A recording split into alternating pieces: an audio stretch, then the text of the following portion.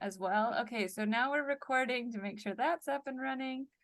Do folks want to just pop into the chat and or actually just verbalize either way, like where they're joining from? We have a small enough group. I know we're across the watershed. I know where some of you are from, but not everyone. And the rest of the group probably doesn't know.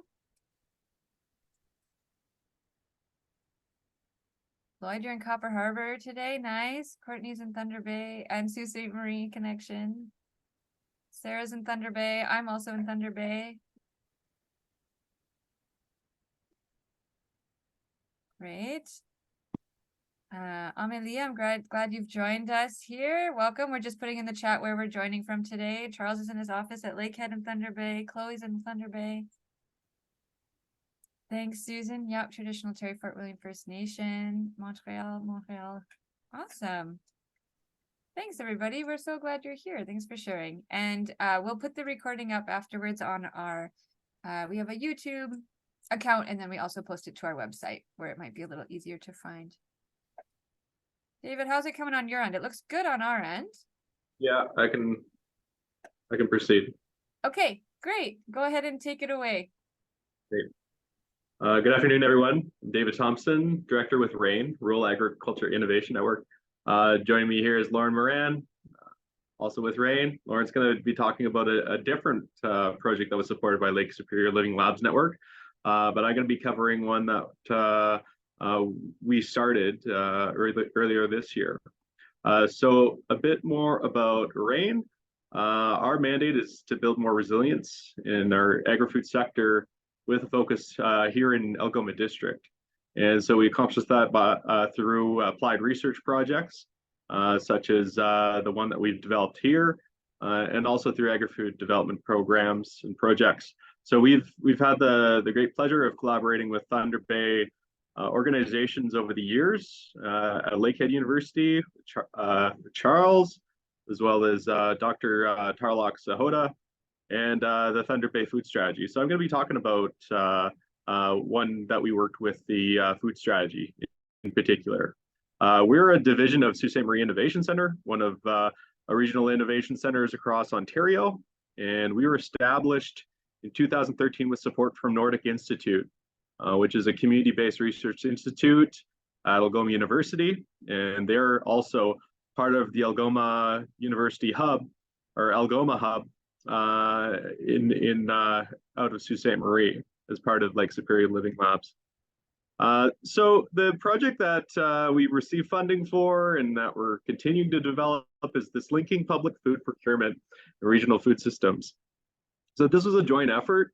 Karen Kirk was really our kind of played a big leadership role before she ended her tenure with the food strategy. And the aim of this was to just see how collectively we could introduce more local food products into procurement processes of public institutions. And so Sault Ste. Marie, we have a lot to learn from Thunder Bay and the great work that has been done by the city, as well as institutions, producers, food hubs over the years, to make these procurement processes a lot easier.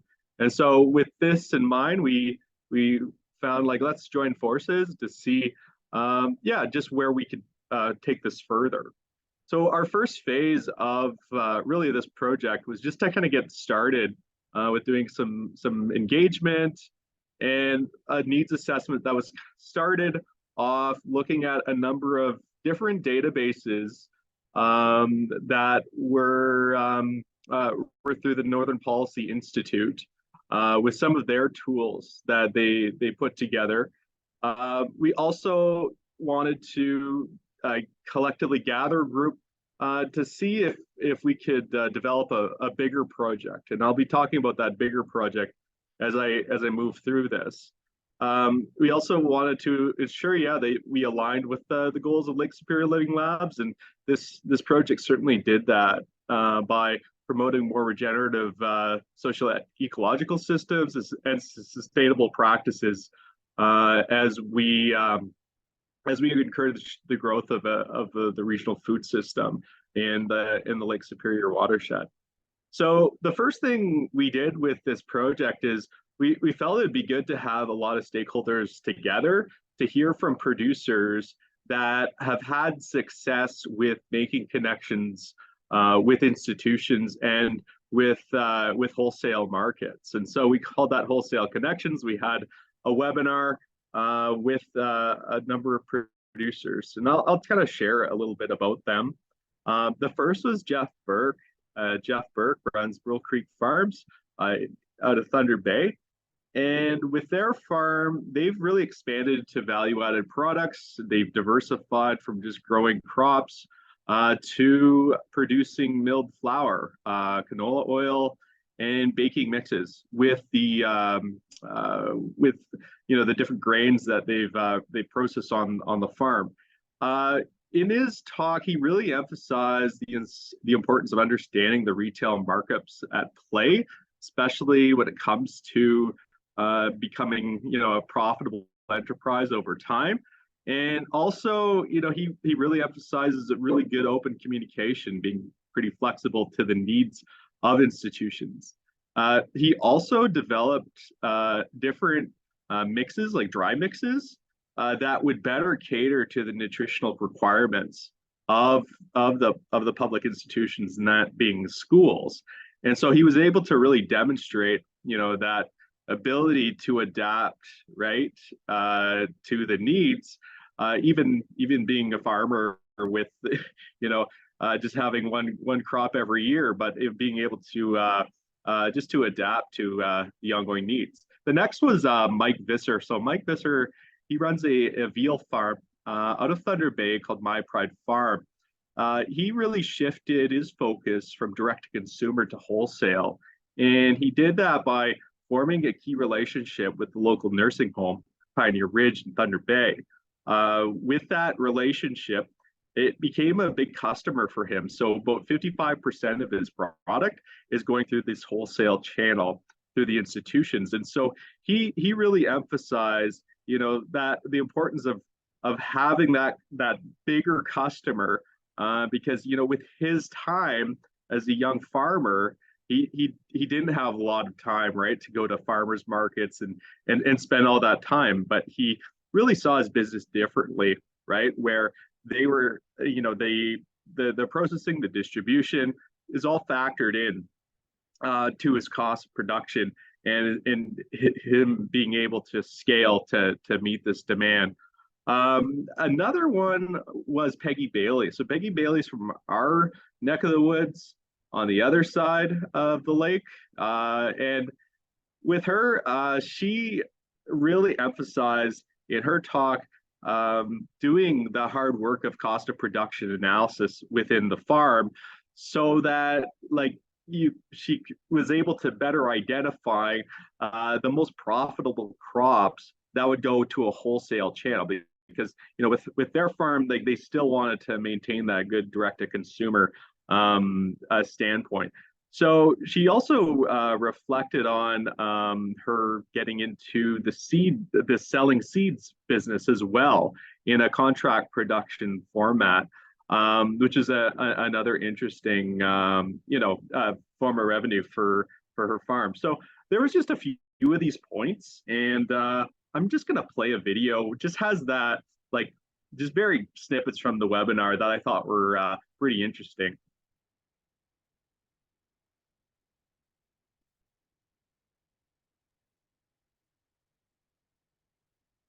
Going in and introducing myself, bringing some sales materials. So I put together a bit of a package, which includes pricing, which includes a little bit of a introduction to our business, and then obviously bring some samples, and then kind of just sort of start that dialogue. And that's how I do it. So looking at direct to consumer all the way up to institutions and wholesale, and it definitely has helped to sort of stabilize our income streams.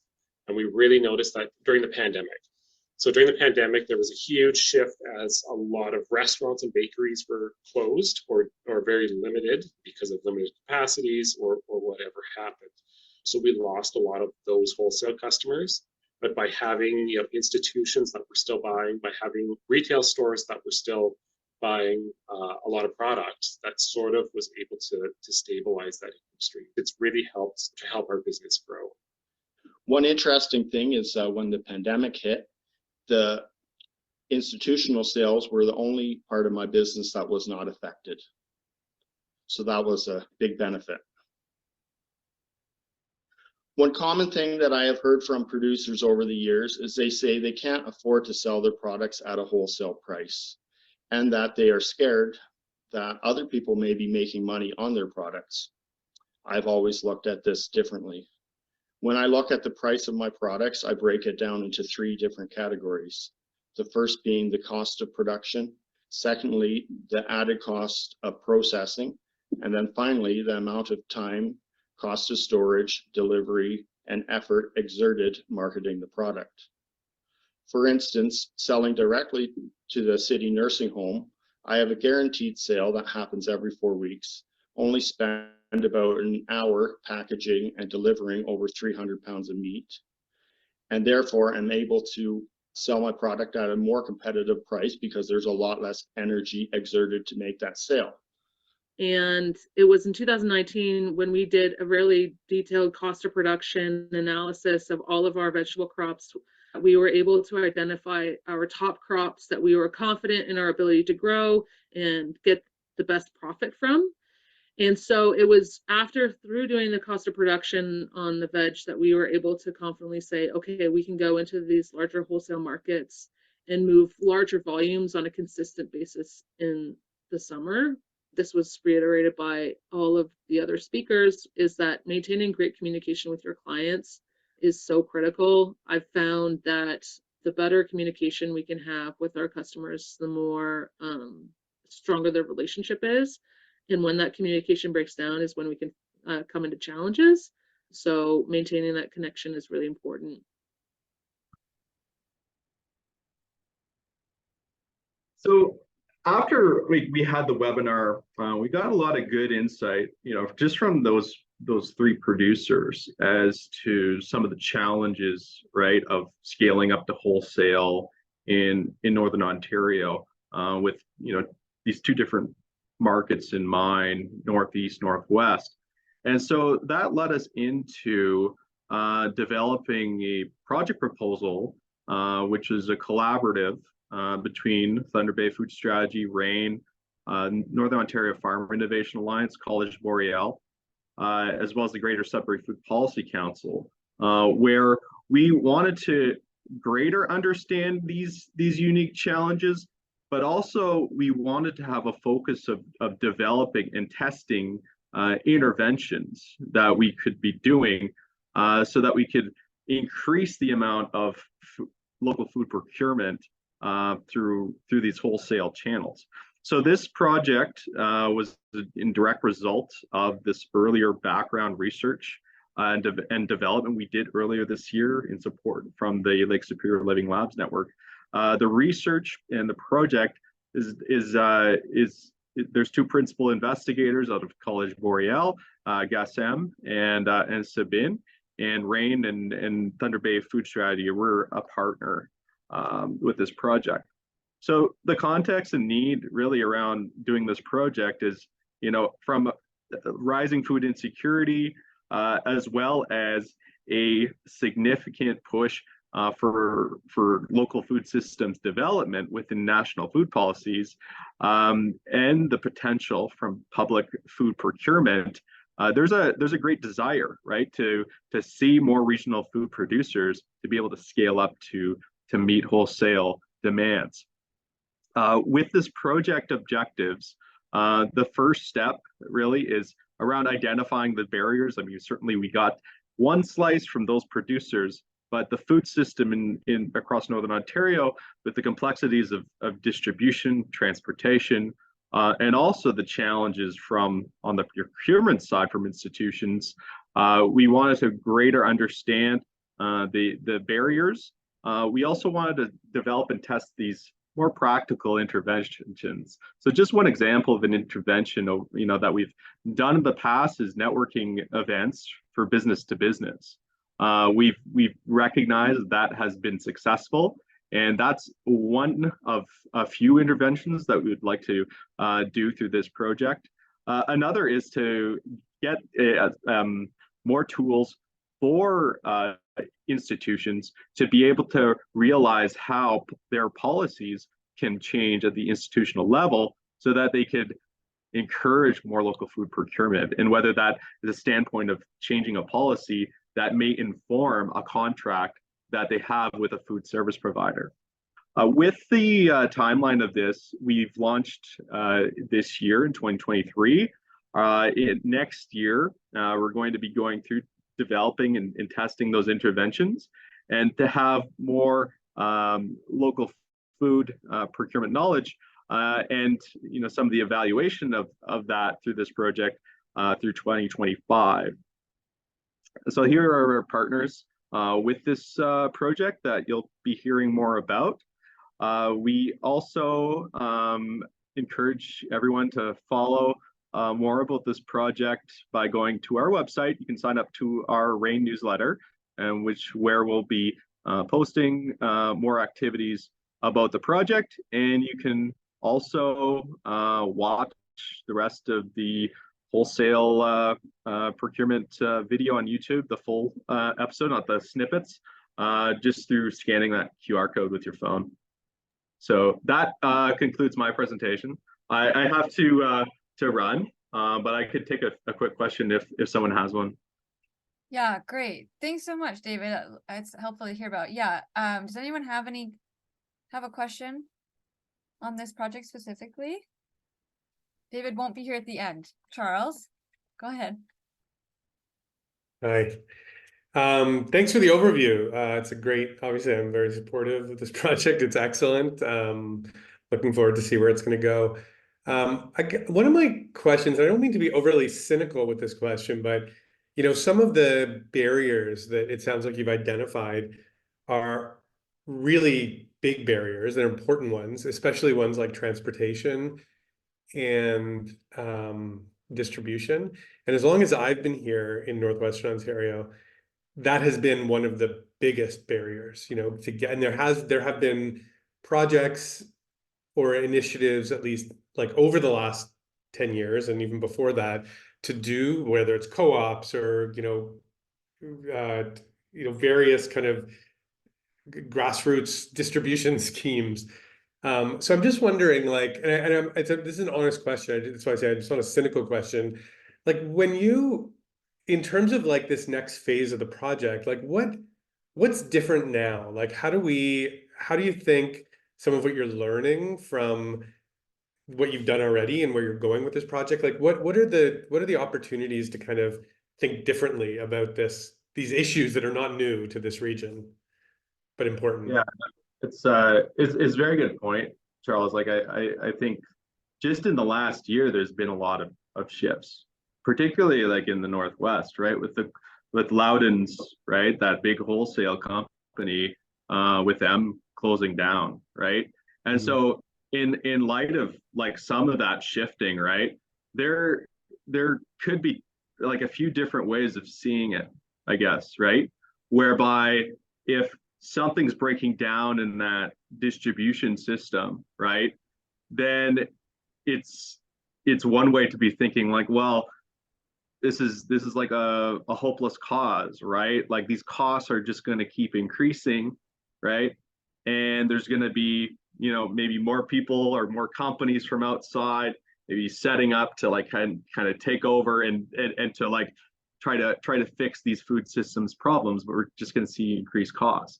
And I guess on the other hand, it's like, well, maybe there's more of an opportunity for regional business development to take Loudon's place and utilize maybe new technologies to drive costs down over time to make things better, right? And I think what's changing in the sector that I see from my perspective is that technology is changing. There's new opportunities that I see from even companies that are developing new software to do connecting points to better distribute food and do regional food systems better than, maybe what was done previously. And there could be also other opportunities. Like I was just following, like the Bay Meats Butcher Shop, right? They're like a long history butcher shop in Thunder Bay that it was looking at, well, for our succession, like, what are we doing? And just recently, I've heard that they have a new partnership with Martin Falls First Nation, right? To look at that kind of co-ownership structure, right, for greater succession of their business. So I believe there's lots of opportunities just like that. How do we increase the amount of connections and also increase the number of resources for people to like kind of think outside, oh, how things have just normally been done, right? So Great. Thank you. Thanks so much, David. Did anyone else have a really burning question before he has to go to his next thing? Lauren can answer the rest, right? Okay, sounds good. Thanks so much. We appreciate it. We'll share the links to the Okay. full video too, as well. To the Great. Wholesale Connections. Great. Thanks so much. Have a good one. Lauren, we're gonna just so everyone knows, we're gonna keep with the rain theme here, and we're gonna let Lauren go next. That seemed easiest. We'll let you get set up. And I did a poor job of explaining this at the beginning, but these 3 projects and the 3 that will be presented on the webinar on Friday, which you're welcome to join us for if you're not already registered, we're all supported, at least in part, by the Lakes Free Living Labs Network. So that's probably why we're excited to share them back and see what could be done. Okay, you look set up. Lauren, I'll let you introduce yourself and take it away. Yeah, I'm all ready to go. Okay, so I'm Lauren Moran, and I'm a horticulture research assistant here with Rain Algoma. Dave just did a pretty great job of explaining what Rain is and what we do, so I'm glad he did that, so I can just talk more specifically about this project. So we had kind of, when we conceived of this project, been referring to it as Hydroponics 101. So essentially what it was a beginner's workshop on soilless growing techniques. And we hosted that last November, and I'm excited to tell you all about it. So what it was officially called was Introduction to Hydroponic Growing Systems with Adam Hayward, and he was our gracious facilitator for this workshop. So Adam is a local self-taught hydroponics expert. So he's essentially been building with and experimenting with and growing with successfully with these systems just on his own accord for over 20 years at this point. So he's been doing this for decades. So that's why he was the person that I reached out to when I kind of conceived of this project, because I knew if there was anybody who was going to be able to familiarize me with these systems right off the bat with pretty much having no prior hands-on knowledge about it, it was going to be Adam, and he did an awesome job of that. So we brought a group of community members into the Harvest Algoma space. And for those of you who are unaware, Harvest Algoma is a food resource center here in Sault Ste. Marie. They were previously run by the United Way, but exciting news, we actually took over Harvest Algoma just over the last few months. So they're now officially kind of under our span of operations, which is, yeah, really exciting stuff. It's great because we get to contribute back to our community just by supporting food security and all of the different ways that Harvest was already doing that, as well as kind of expanding into our own more innovative and entrepreneurial vision of what we see for Harvest Algoma. So yeah, this was kind of like the first introduction that I had to the space and to the team that was working there. And I'm grateful for that, because here I am a year later and I'm in all the way. I'm in deep now. So why did we decide to cover hydroponics, or why did I decide to cover hydroponics? Because this was kind of my really one of my first self-led projects when I got hired by Rain. So I was hired back in April 2022, and this was one of the first opportunities that I had to apply kind of independently for my own funding for a project that I had conceived of. So yeah, I chose hydroponics because there's a whole array of benefits that come with these types of growing systems. And not to say that they're not without their drawbacks, but there were a few things that drew me towards this topic. So for starters, soilless growing systems allow for crop production on marginal land where soil conditions may not permit traditional growing methods. So even just like thinking of the most extreme cases, so let's just think of a parking lot, for example. You know, you can set up a small greenhouse or kind of like a self-contained, like people do this in, what do you call them, shipping containers. So it's a way to have growing systems in places where you otherwise would not be able to do it with traditional growing methods. Also, if you're doing it with a recirculating system, so that's a system where the water and the nutrients that are getting put into the system are cycled over and over again until they essentially need to be replaced or reconditioned. So if you're using this type of system, hydroponics has the potential to reduce water use by up to 90%. And it's a growing sector used for tons of commercial crops, especially here in Ontario, though there is minimal public awareness of what it is and how it works. So whenever you go into the grocery store and you're seeing those Ontario Foodland logos on things like tomatoes or cucumbers or peppers, and it's, you know, the middle of winter and there's, you know, 15 inches of snow on the ground, and you're kind of thinking like, how are they able to do this? It's with hydroponics. So it's currently only really economically viable on these kinds of scales in the Southern Ontario region. So think like the Leamington area. So that's one of their big ways of crop production is they use hydroponics technology in glasshouse structures. And that supplies a massive amount of the fresh produce that we eat here in Ontario. But yeah, as I saw while we were hosting this workshop, so few people had any idea that this is something that is employed on like such a large commercial scale.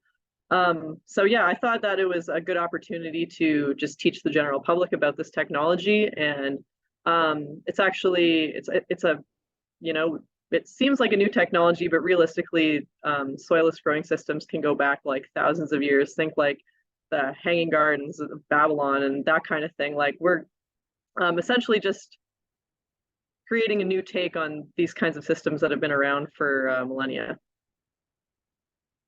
So what did we cover in the workshop? So a few of the basic things that we covered were the characteristics of hydroponic growing medium. So that's essentially anything that holds the roots of the plants that you're growing.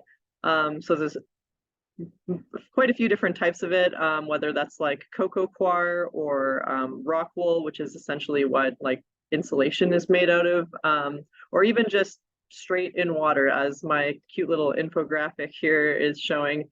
So that was, and also the different types of systems and how they work. So there's many different configurations of how hydroponic systems can be set up.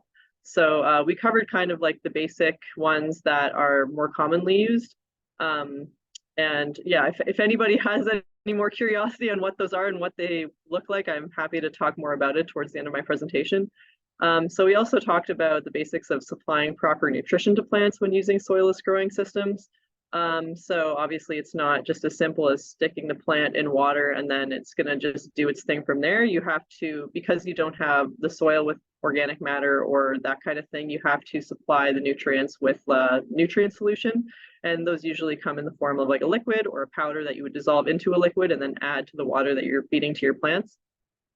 And that comes with, you know, a myriad of different conditions that you want to look out for, like the pH, the amount of nutrients that you're adding to the water, the temperature of the water, and those kinds of things. So Adam talked in detail about that, and in a very impassioned way. So that was one of the best parts of the workshop, was just seeing this person who's been doing this for so long really get a chance to, you know, kind of display all that expert knowledge they have in a way that was like really, I want to say, it's really accessible. So he used like lots of metaphors and kind of analogies that made these what would otherwise be maybe kind of complicated topics really simple to understand. So we also talked about what types of plants grow best in hydroponic systems and the basics of how to care for them. So what now? So the hydroponic table is still in use, and we actually used it to teach some high school students, as well as a few of the volunteers at Harvest Algoma, about these hydroponic growing systems. So currently the equipment is set up inside of the warehouse. Originally I had it set up in the greenhouse, but I ran into some like temperature control issues and an aphid infestation. So essentially what we decided to do was move it into the warehouse and use supplemental lighting rather than having it out in the greenhouse, which so far has proved pretty successful. So this photo on the right here is actually, it's a screenshot from a video. I tried to embed the video in here, but it wasn't working for me.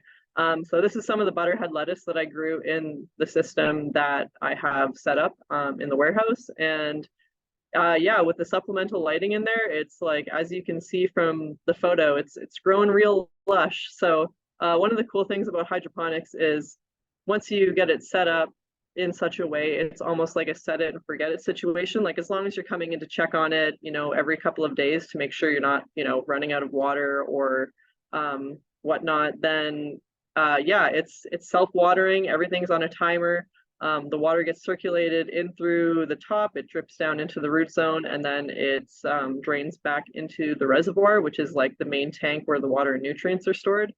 So yeah, Adam did a great job of helping me set it up. And I'm going to admit there was a pretty steep learning curve for me at the beginning. Like I kind of thought, I was like, oh yeah, I'll get this right away. But you know, like you got to kill a few plants before you can grow some successfully. So thankfully with a few tweaks and a few sad lettuces, I was able to get a nice lush crop such as the one that's on the screen here. So yeah, when we so now I use it for, the lettuce was one example of something that I grew, and right now I'm starting some basil plants to put into the system so that our chef Ron at Harvest Algoma has a supply of fresh basil year round, even when the greenhouse is shut down for the winter. So yeah, he's pretty excited about that. And yeah, I'm excited that I'm able to just keep reusing the system over and over again to grow whatever it is that we need or want at Harvest. So after the initial workshop, we did a feedback survey to just get some ideas from the participants about how they felt about it, what our successes were, and whether or not they'd be interested in exploring a topic like this more in depth, which a few of them did. So that's something that we might have in the works for the coming season or the new year, I should say, because you guys all know how it is in late November and December. Everything gets a little crazy at the end of the year. So yeah, we're looking into arranging some more workshops that cover a little bit more advanced information about soilless growing systems and maybe incorporate a few more hands-on experiences. So yeah, I'm pretty excited about that.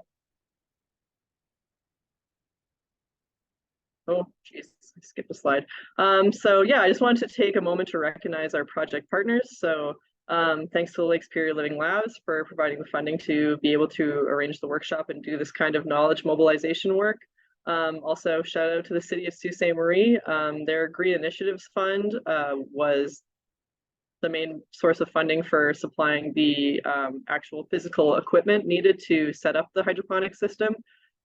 So yeah, thanks Emily Cormier, the City of Sault Ste. Marie. She did an awesome job of just like executing that program, so good for her. And yeah, Harvest Algoma, which is now part of Rain, so it's kind of like a 2-in-1 in that regard. So yes, thank you everybody for taking a second to listen to this presentation about my project as well as the one of Dave's. And I'm happy to answer any questions that you have related to the workshop or just hydroponics in general. Great, thanks Lauren, I really appreciate it. I know that Sarah's topic is quite different, so it might make sense if anyone does have a question for Lauren on hydroponics now would be a great time to ask it.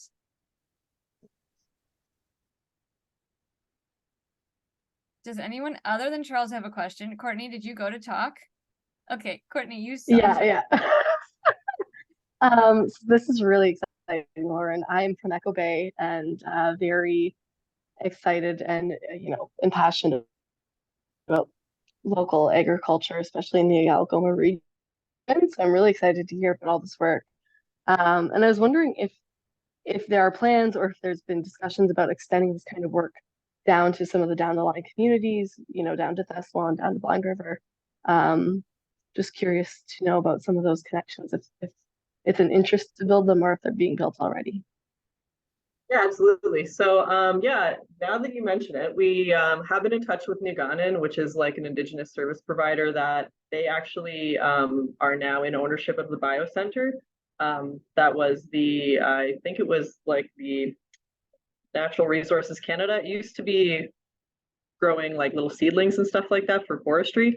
So yeah, they have the biocenter now, and they have plans to kind of implement some of these soilless growing systems inside their indoor space, because their space is huge and they have like lots of resources in that term. So yeah, we had some initial conversations about what that might look like and what kind of things that they could produce using hydroponic systems in their space.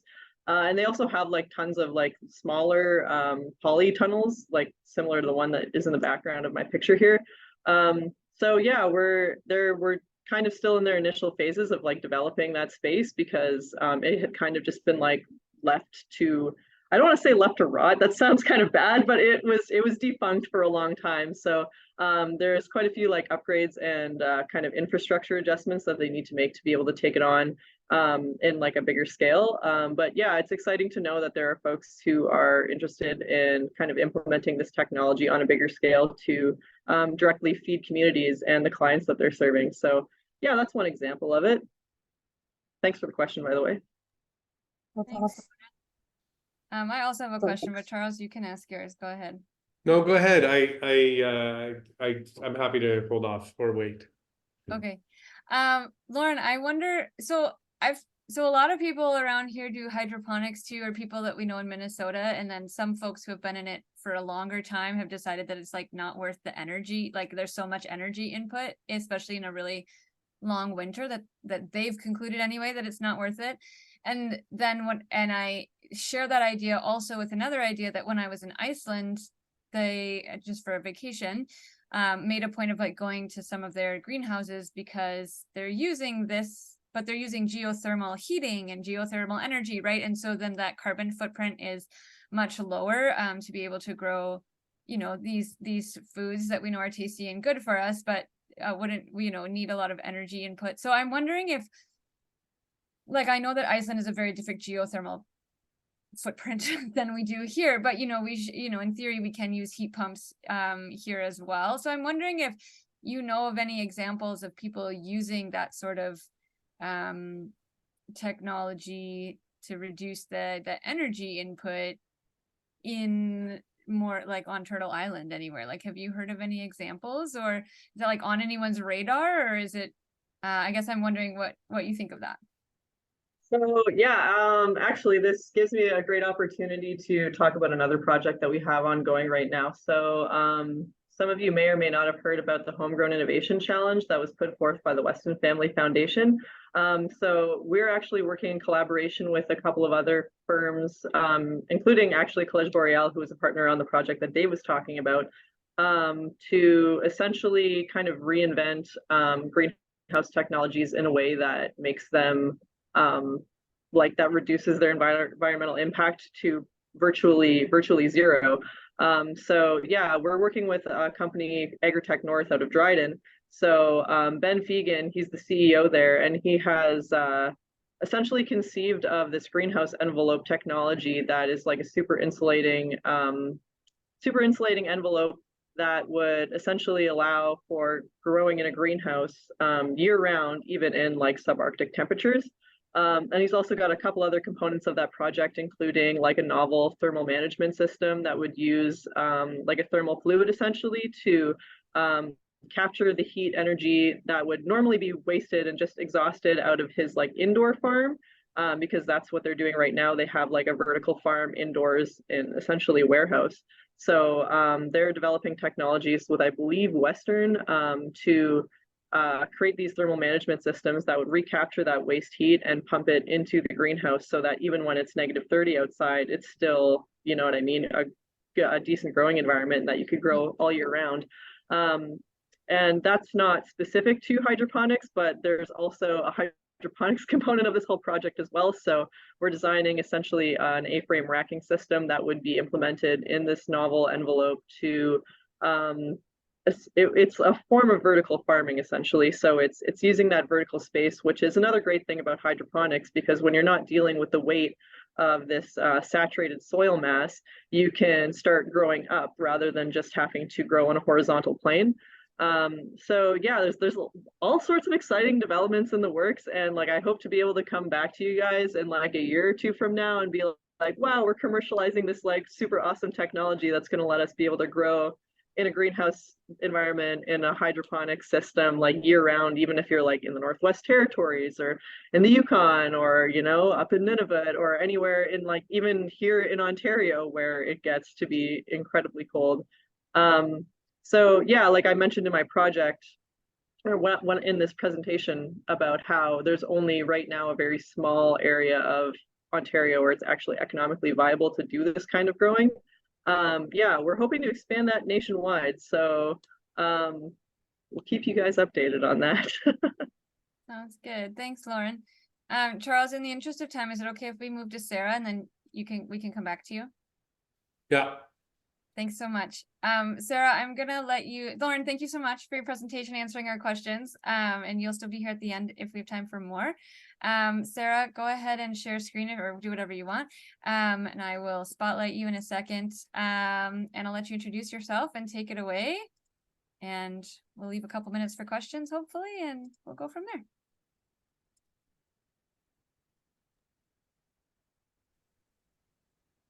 All right. I kind of said it at the beginning, but lately I've been having some issues with my audio going really wonky if my screen is on. So please just try to flag me down if that happens, if I get real laggy. But yeah, so my name is Sarah.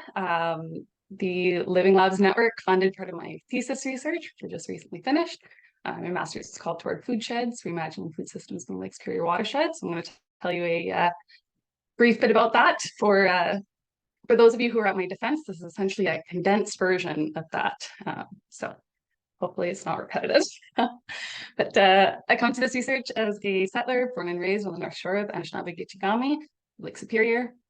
And this research was not only rooted in a love of a home, but a understanding that I'm a part of the place that I call home. So, you know, as a kid, learning that I'm 60 to 70% water, and that in Thunder Bay, our drinking water comes from Lake Superior. So I'm 60 to 70% Superior. Again, I'm a part of the place that I call home. What happens to the watershed happens to me. So that was kind of one of the starting frameworks for this.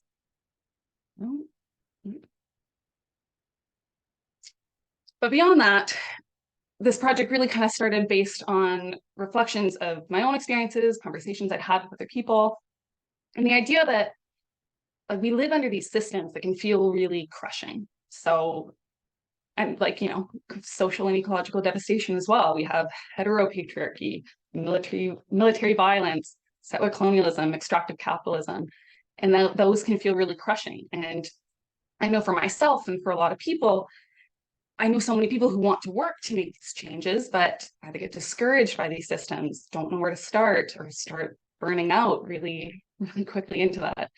And so the big question was, what are the entry points? How can we approach change or justice in a way that sustains us, or like tell different stories about the realities that we live in, the places we are, the people we live with, that are counter narratives to the stories that are disconnecting and discouraging. And as I'm sure many of you have seen this quote by Ursula Le Guin before, I think that was really central to a lot of my thinking too. All systems created by humans can be changed by humans, even if we think that they're inescapable or unchangeable. And I really think that food is kind of a natural place to start a lot of this work. We all, both humans, multi-species beings, like everyone needs to eat, and we rely on each other and rely on healthy ecosystems to be able to do so. And so even though I come to food through a number of different lenses or approaches, I'm really interested in how these ways of engaging with food can help us imagine otherwise, thinking through and beyond individual problems towards collective solutions and change. And so I took both a physical and very theoretical approach to watersheds, and even just to this project as a whole.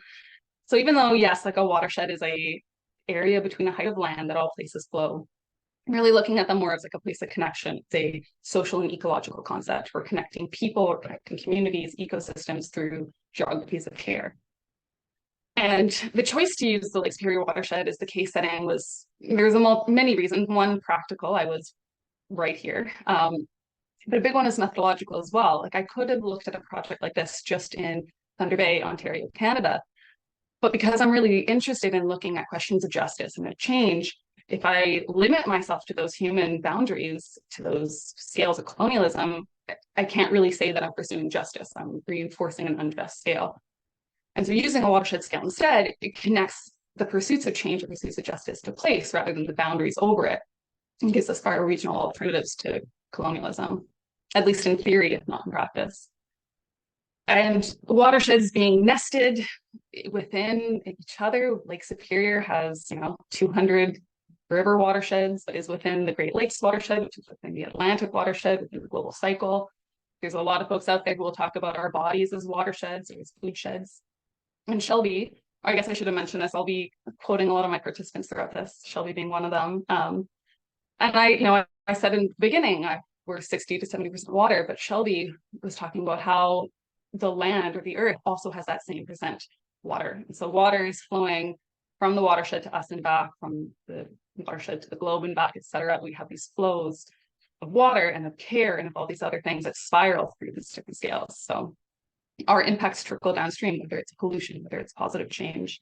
So regardless of where we live in the watershed, we're downstream from somewhere, upstream from somewhere else. And so that kind of highlights the responsibility that we have to care for the broader communities that we both live in and are a part of. But really what I was focusing more on was food sheds. I guess I was looking at both watersheds and food sheds, but food sheds are a way of talking about food systems that explicitly connect cultural and natural. So they're not looking at the separation between humans from nature. It's really intimately connected. The photo here, I'm looking actually a little blurry now, but it's a manuman, wild rice, which translated from Anishinaabe means the food that grows on water. So there's an intimate connection there.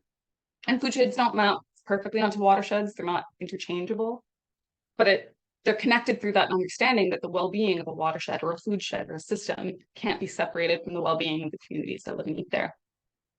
And most food shed studies, for those of you who are familiar with them, focus on like food supply chains. How does food get through space to get to an urban center? Which is important, but it's tracking where food comes from, not where we want our systems to go. It's not looking at the future change, just the system as it exists. So I took Kloppenberg and all's action-oriented or aspirational approach, which was how we can look at food systems or food sheds as overlapping webs of relationships and as a different way of talking about the societies or situations that we live in that can help us bring an alternative into life. And so I had two, main research questions. The first one was, how do those engaged in place-based food work around the Lake Superior watershed envision a Lake Superior food shed? And then implied by that was why? Like, why do this? What's the benefit? How can it inform, visions or different stories inform transformation in the watershed and also beyond? Place-based food work I kept specifically very broad. So I understood it as the intimate or embodied acts of engaging with land or water-based food systems. I know there's so many different ways that people can engage with food and place, and I wanted to capture a real broad array of relationships. And I used a number of different methodologies. Most important, I think, here was social constructivism. So this idea that knowledge is socially constructed and it comes from lived experience in place. And whether it's us as individuals, the research, the knowledge, the writing that we produce, it's not placeless or relationless or contextless. It's all generated by people living in specific places who are deeply impacted by the relationships they have. So in that sense, it's almost less of a social constructivism and more of an ecological constructivism. We can't separate ourselves from these ecologies that we live in or are a part of. This map, I'm covering half of it on my screen with everyone's faces, but all the little numbers on there show the different interviews I did. I did 8 total, so I drove around the lake in July 2022. One of them was virtual, so it's not on there. And so I interviewed them on their engagement with regional food systems, their understandings of place, community, of justice. And I recruited people in collaboration with the Living Labs Network steering committee. So they were mainly recruited from the 4 hub cities, so Thunder Bay, Duluth, Houghton, Sault Ste. Marie, but then spread throughout as well a little bit. And they really had diverse and overlapping sectors. So community food access workers, farmers and seed savers, hide tanners, youth educators, fisheries workers. I was asking them about the relationships they had, both to other people and to the place that they were in, but then what their visions of the ideal food future Lake Superior watershed would be. So what does it look like? What needs to change to get there or be supported? And the role that they saw themselves playing to get there. And then I used a type of methods called mobile and in situ methods, meaning that instead of sitting in a sterile soundproof room, I asked my participants to identify a place and activity that represented their relationship to the topic. So some of them I was weeding in people's gardens, cleaning seeds in the seed cleaner's basement, eating fish with a fisheries worker, sitting under the shade of a favorite tree. And so in that way, it's bringing the relationship with place to the forefront of the context and trying to think of a way to actually bring place into the research. So it's like kind of pushing back on that, the idea of a placeless or really objective approach to research to bring relationship and bring love and care into an academic setting, I guess. And I also had some field notes that I'd done that were loosely structured around these ideas of life worlds for phenomenological self-reflection. So where am I? What am I feeling, both emotionally and physically? Relationships I'm experiencing, which not only grounded me in the methodologies, but then connected me to the watershed. And as I did the drive around the lake, I did a bunch of camping, both because I really wanted to, and also as a like methodological exercise. And so that meant that I got to reflect on a lot of the content of what people were saying right on the lakeshore, on the shoreline, and uphold the water as a key knowledge holder and the actual space of the watershed as an important part of research. So I'm going to go pretty quickly through my findings because I know we're quick on time. There were 3 broad steps, and even though the participants all had very like diverse and overlapping visions of food futures, they had the futures, but they all spoke to the impact of the limitations that were there. We can't move to the future without attending to that. So yeah, so we have the stories of disconnection, reconnection, and future. That I'm not going to read through these quotes, but the first one, the boundaries, there's a big range of them. So some of them are social boundaries, these ideas that we are talking about, inaccessibility, individualizing solutions to collective problems, or even the ones that are more conceptual, right? Like knowing that food banks shouldn't exist, but feels like an impossible goal to put them out of business. I'm not sure if she is still here. I think I saw Abby in the room, but this, the second theme was like the importance of these relationships and how they can actually give us a foundation to move forward. I asked Abby about her home and her community, and she showed me all these seeds. Each pack of seeds was gifted to her by a different person that she cared about. She connected them into a garden, like a visual representation of both the places and people that she loved. Third theme is how we can move forward, how we can cultivate a feeling of possibility, the different ways that we can think of food sheds of communities. Not only shifting thinking, but making change feel attainable and moving through a fluid boundary. Let's see. I only got like a minute or 2 left. So I guess to summarize this very, very briefly, even though we know that we have systems that need to change, if we focus on what needs to change all the time, we'll burn out. We're only reacting to things. If we ground ourselves in something, or, you know, as she says at the end there, people are burning out because their soul's not being fed. So if we can shift the way that we approach to a more generative approach and have something that sustains us, we'll have a stronger way to move forward. One of these shifts was through what a participant of mine said when I asked her about her home, and it was explicitly food sovereignty based response. So she understood her home not as Michigan, not as copper country, not as the United States, but as the land of dark fruits. So she's not talking about extractive-based language or colonial language. She's relating to her home through food. You could do ecological scales at counter narratives, right? Instead of saying, I live in a place where copper is extracted, or I live in a place that's named after a, you know, colonial situation, the dark fruits, the berries, that's what sustains me in this specific place. And so we have these differences between talking about the places we live as underneath the systems that are imposed above them, rather than building communities as something that's actually growing out of the places that we're in. And that shift, right? Like moving from, emerging from, rather than inscribed upon, can give a bit more energy to a lot of the change. So I defended my thesis in August, and then I started in September as the coordinator of the Thunder Bay Area Food Strategy. Both David and Lauren did speak about some of the work that we've done, but I only actually made this specific connection while I was prepping for this conversation or presentation. Our logo is a dark fruit. It is a raspberry, and each individual seed, I guess, of the berry represents a different pillar of the work that we do, a different community that we're responsible to.